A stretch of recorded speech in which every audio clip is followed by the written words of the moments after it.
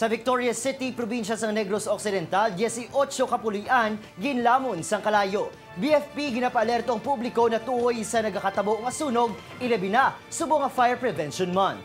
Yaring report. Sa sini nga video, makita ang aso sa padayon nga paglaptas ang kalayo nga nagluntad sa sunog sa Dalan Quezon, Barangay 4, Syudad sang Victorias.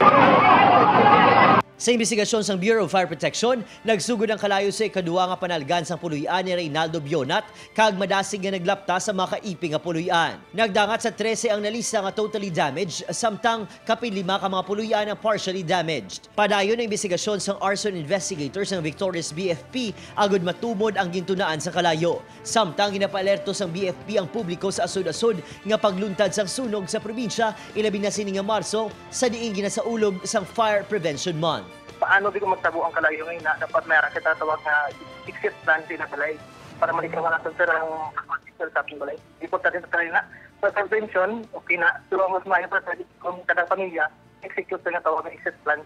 Mayroon actually sila exit in case na wala kita trapment. Sang damlag lang, nagpatigayon sa Fire Summit ang BFP Negros Occidental agud hambalan ang mga dapat himuon agud malikawan ang sunog. Upod si Reynald Castillo, Adrian Prietos. 1 Western Visayas.